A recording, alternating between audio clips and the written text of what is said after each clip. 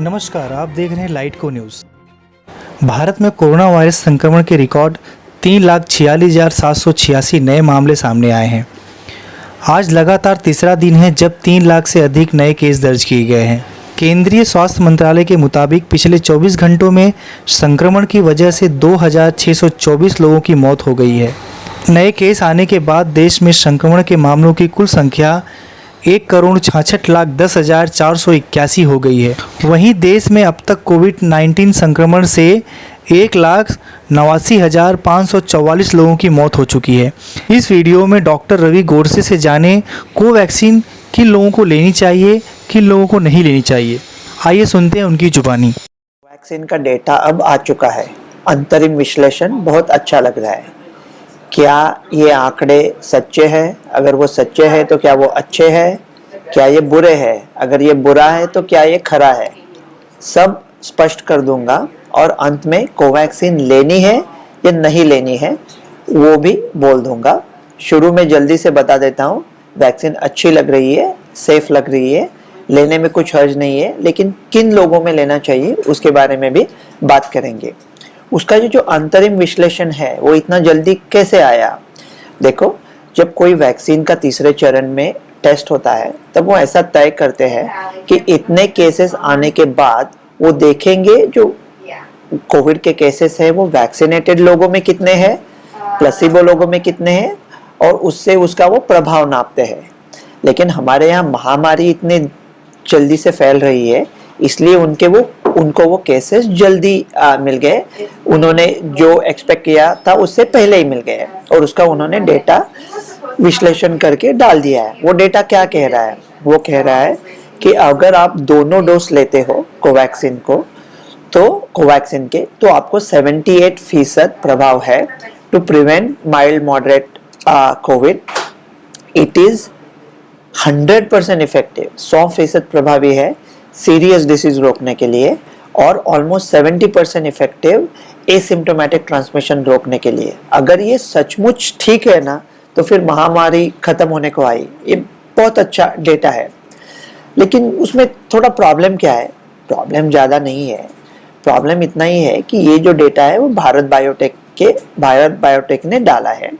उसका जिसको peer review बोलते हैं, दूसरे इंडिपेंडेंट साइंटिस्ट ने उसको देख के उसका सब जांच करके वो जो डालते हैं वो शायद जून तक नहीं आएगा, और हमारे पास तो अभी जून तक का समय नहीं है। मैं मूवी भी बनाता हूँ, जैसा डॉक्टर हूँ वैसे। मेरा एक पहले मूवी में डायलॉग था, उसमें मैं एक फिल्म स्कूल ज्वाइन करना चाहता हूँ, और कोई मुझे कहता है कि क्या ये फिल्म स्कूल अच्छा है? मतलब क्या बात कर रहे हो, ये तो दुनिया में, विश्व में सबसे बड़ा फिल्म स्कूल है। लोग पूछते हैं कौन कहता है? मतलब उनके वेबसाइट पे लिखा है कि वो विश्व में सबसे अच्छे है। तो उपरोक्त के साथ बात कर रहा हूँ, लेकिन ये डेटा भारत बायोटेक ने खुद डाला है। लेकिन उसमें एक अच्छी बात ऐसी है कि ICMR जो भारत की संस्था है, बहुत अच्छे लोग हैं, और जो नेशनल इंस्टीट्यूट ऑफ वायरोलॉजी है वो लोग भी इनके साथ जुड़े हैं, तो ये डेटा पे भरोसा कर सकते हैं। लेकिन ये ऐसा भरोसामंद डेटा डाल देते हैं और बाद में कुछ कंफ्यूजिंग डाल देते हैं। उन्होंने एक स्टेटमेंट डाला था, वो कह रहे थे कि दोनों डोज कोवैक्सीन के लेने के बाद सिर्फ कुछ 0.03% लोगों को ही कोविड होता है। उसके साथ में उन्होंने ये भी कहा है कि कोविशील्ड अगर ले लिया आपने तो दोनों डोज लेने के बाद आपको सिर्फ 0.03% चांस है। वो मुझे कुछ समझ में नहीं है। मतलब मैं अच्छी न्यूज़ के साथ झगड़ा नहीं कर रहा हूँ, मैं तो पहले से अच्छी न्यूज़ की तरफदारी करता था। लेकिन क्या इसका मतलब ये है कि कोविशील्ड 99.97% इफेक्टिव है? तो फिर दोनों डोज लेने के बावजूद लोगों को कोविड क्यों हो रहा है?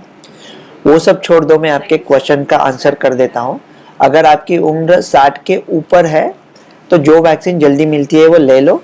60 के ऊपर है तो कोविशील्ड को जरा ज़्यादा प्रेफरेंस दे रहा, लेकिन कोवैक्सीन भी चलेगी। कोवैक्सीन अच्छी वैक्सीन है। अगर 30 या 60 के बीच में है तो पता नहीं यार, किस तरफ भी मुड़ सकते हो। अगर आपकी उम्र 30 के नीचे है तो अगर आप फीमेल हो, महिला हो, तो कोवैक्सीन ले लीजिए। अगर आप मर्द हो तो सोचना है कौन सी लेनी है। तो पहले तो मैं कोवैक्सीन का डेटा की कुछ बात ही नहीं कर रहा था। अभी मैं यहाँ तक आ पहुँचा हूँ कि मैं कह रहा हूँ कि अगर आपकी उम्र 18 और 30 के बीच में है और आप महिला है तो कोवैक्सीन ले लो।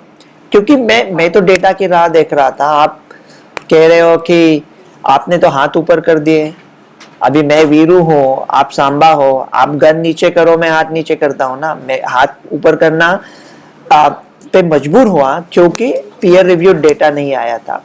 और लोग एक इल्जाम लगाते हैं, वो भी सही है, कि जब हम लोग फाइजर, मॉडर्ना या कोविशील्ड जो ऑक्सफोर्ड यूनिवर्सिटी ने डिजाइन की उसकी बात करते हैं तो हम बड़े प्यार से, बड़ी लगाव से, बड़ी आत्मीयता से बात करते हैं। और जब कोवैक्सीन की बात हो तो उसके तरफ ध्यान नहीं देते। वो कहते हैं ना, घर की मुर्गी दाल बराबर। तो क्या इस सापत्न भाव से हम कोवैक्सीन को जांचते हैं? नहीं। कोवैक्सीन का जो डेटा डिक्लेयर किया ना, वो 3 जनवरी को करने के सिवाय अगर वो 3 फरवरी को करते पूरा डेटा साथ में जोड़ के, तो उसका बहुत अच्छा प्रभाव होता था। लेकिन अभी सोचना नहीं है। वो कह रहे हैं कि कोवैक्सीन डबल म्यूटेशन के अगेंस्ट आपको प्रोटेक्ट करता है। भाई साहब, ये डबल म्यूटेशन का लोड आप मत ले लो। रियल लाइफ में ये वैक्सीन बहुत अच्छी चल रही है। चिले में उन्होंने एक छोटी सी वैक्सीन थी, मामूली वैक्सीन थी, साइनोवैक, सिर्फ 52% प्रभावी। उसका टेस्टिंग किया 14 लाख लोगों में, वो 85% प्रभावी है टू प्रिवेंट हॉस्पिटलाइजेशन। बहुत अच्छी चल रही है। इजराइल में तो धमाकेदार चल रही है, अमेरिका में चल रही है, यूके अब खुल रहा है। वैक्सीनेशन से ही इस महामारी का अंत हो जाएगा। तो ये डबल म्यूटेशन वगैरह, कुछ ट्रिपल म्यूटेशन लोड मत लो। ये म्यूटेशन के अगेंस्ट वैक्सीन का प्रभाव शायद थोड़ा कम रहेगा, लेकिन फिर भी प्रभाव है। वैक्सीनेशन ही एक ही रास्ता है जो हमको बचा देगा।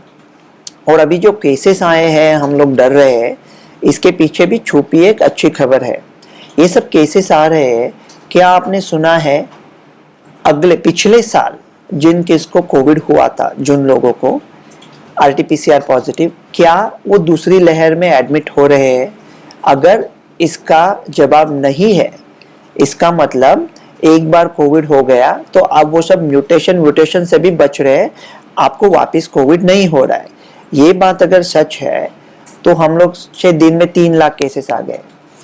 कहो, हर आदमी के पीछे जो टेस्ट पॉजिटिव है उसके पीछे 10, 50 या 100 लोग खड़े हैं जो पॉजिटिव है, फिर भी हमको पता नहीं है।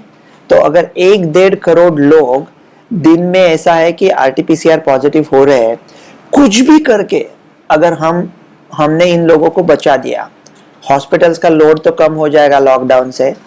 इन लोगों को अगर हमने बचा दिया तो भारत हर्ड इम्यूनिटी की तरफ 1 करोड़ स्टेप्स ले रहा है। अगर 1 करोड़ स्टेप्स लेता है तो 20-30 दिन में ये सब खत्म हो सकता है। शायद मैं गलत हूँ, लेकिन शायद मैं सच भी हो सकता हूँ, क्योंकि ये जो हर्ड इम्यूनिटी अमेरिका में कह रहे हैं 90% लगेगी, वो इंडिया में 90% नहीं लगेगी, शायद 50% ही लगेगी, 56% लगेगी। क्योंकि हमको जो पुराने कॉमन कोल्ड के वायरस है, उनकी वजह से हमको थोड़ा क्रॉस प्रोटेक्शन मिल रहा है, तो हमारा बचाव वैसा भी हो रहा है। तो इसी वजह से अभी वैक्सीन लेके ही महामारी को खत्म करना है। कोवैक्सीन अच्छी वैक्सीन है। अगर आप महिला हो और यंग हो तो डेफिनेटली कोवैक्सीन ले लो। अगर थोड़े ओल्डर हो, चॉइस है तो कोविशील्ड ले लो, नहीं तो कोवैक्सीन लेने में कोई हर्ज नहीं है। वो सब में हमको बारे दिगर देखते रहे, हम उनका इंतखाबे नजर देखते रहे।